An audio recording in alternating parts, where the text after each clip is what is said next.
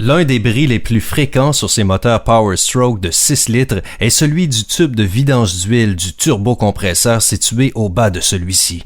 La rouille en est la principale cause. Donc, qu'il y ait ou non une fuite d'huile, si vous faites une réparation sur le turbocompresseur et que vous devez enlever le tube de vidange, l'idéal est de toujours installer un tube de vidange neuf. Comme vous le verrez, le tube est monté sous le turbocompresseur et est simplement fixé en place par 2 joints toriques. Ici, on ne voit que l'assemblage complet. Jetons un coup d'œil au moteur sur un support et voyons ensemble la procédure d'installation appropriée. On a ici un moteur sur un support et on voit que le turbocompresseur est déjà enlevé. On a donc une vue un peu plus claire du tube situé ici.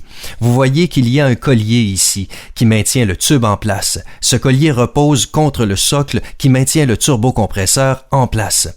Je le répète encore une fois, lorsqu'on installe un tube neuf, il est très important de l'installer correctement. Maintenant, procédons en commençant par enlever ce socle pour voir où cette canalisation de retour est branchée dans le carter de pompe à huile à haute pression. On va utiliser un marqueur ou un Sharpie et tracer une marque sur ce tube. On voit que ce vieux tube est assez rouillé, mais je vais quand même tracer une marque ici qui indique la profondeur à laquelle le tube neuf devra être inséré dans le carter plus tard.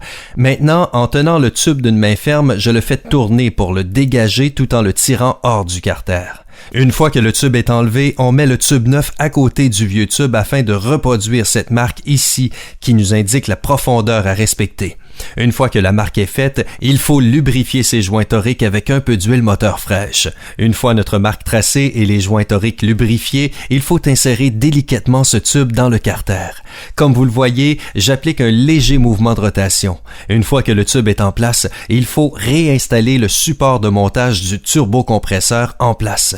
On peut encore voir de ce côté l'endroit où la marque a été tracée.